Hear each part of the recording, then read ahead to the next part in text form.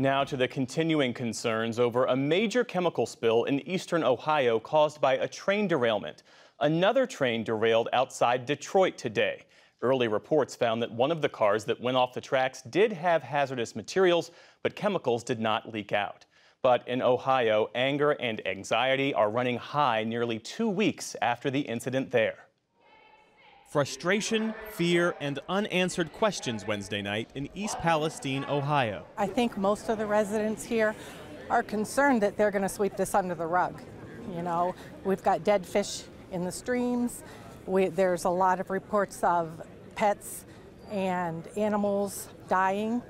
And, you know, we just want to make sure that we're taken care of here. Everybody satisfied with my answer? Residents worried about the danger of returning to their homes, given the potential long-term effects of toxic chemicals in the air, soil, and water following that fiery train derailment. That's with evacuation orders lifted last week.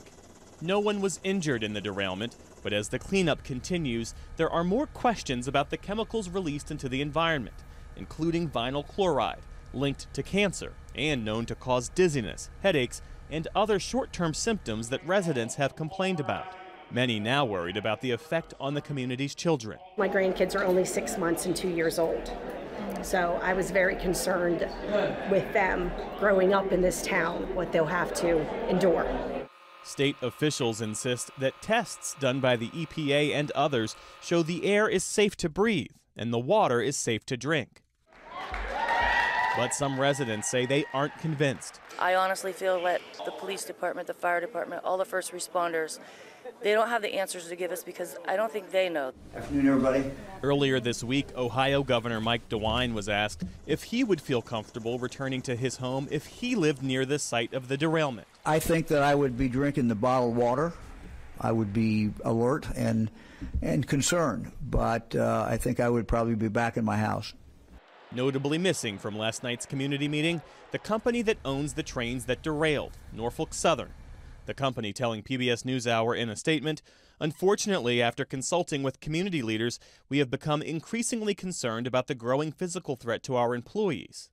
The company says it's creating a $1 million charitable fund for the community and has paid more than $1 million in relief so far. Today, EPA Administrator Michael Regan visited the community.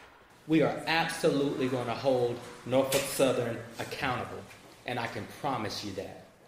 At least 5 lawsuits have been filed against Norfolk Southern, including a class action suit by some East Palestine residents.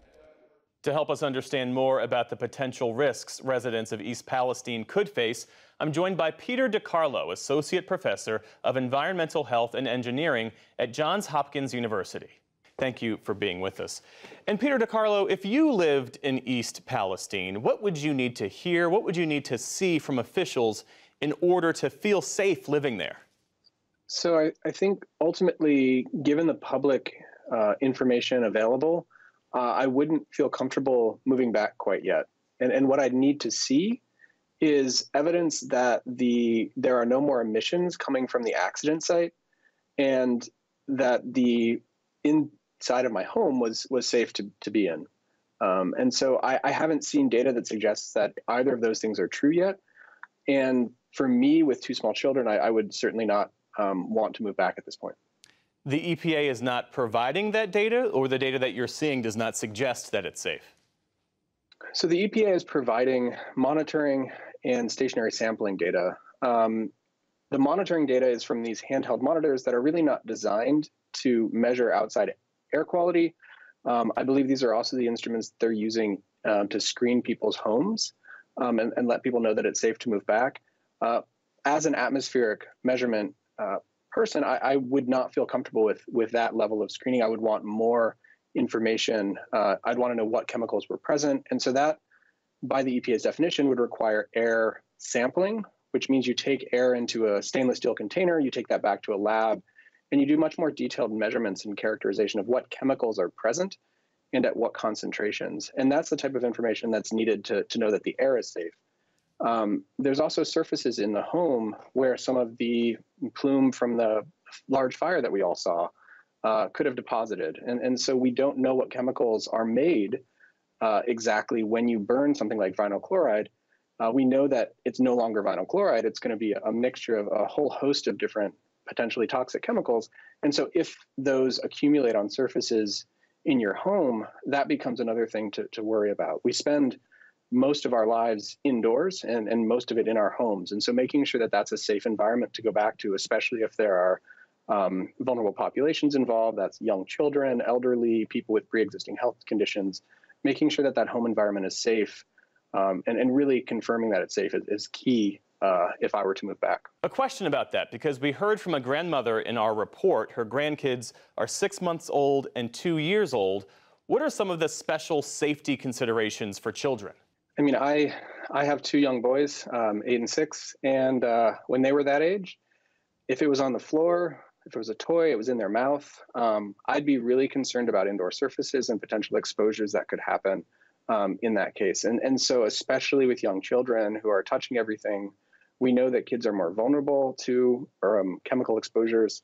So extra careful, especially when young children are involved, because there's just so many more ways that these types of chemicals can get into their bodies. The release of these chemicals in East Palestine caused the deaths of 3,500 fish. Some residents have reported headaches and rashes in the days since the derailment. The EPA is telling people that it's safe to return to their homes, but there are people in East Palestine who wonder how both things can be true. How on the one hand, they're being told it's safe, and yet on the other hand, people are experiencing physical symptoms.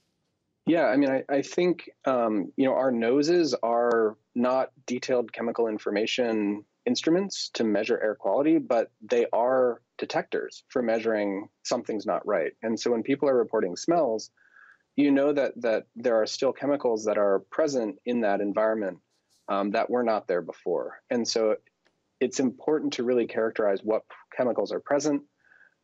Certainly early on in the accident and during the burn of the train car contents, you probably have the worst potential for exposure, but that doesn't mean there aren't residual exposures to some of these chemicals that are continuing to happen. So again, it's really important to characterize in a very detailed and systematic way what's in the air and what's potentially, especially in the indoor environment, on surfaces. What about the long-term impact? How long might it take to fully understand the full picture of consequences here? I mean, I think that's a really difficult question to answer because the data that's publicly available at this point really doesn't tell me, as a measurement scientist, what's still going on. I really need to understand, are there continuing emissions? And if without the data to tell us what's there and what continues to be emitted, if things continue to be emitted, we don't really know. We can't put a timeline on any of this. And so fundamentally, we need the measurement data to understand exposure and to understand how long potentially this could last. Peter DeCarlo with Johns Hopkins University, thanks for your time and for your insights. Thank you.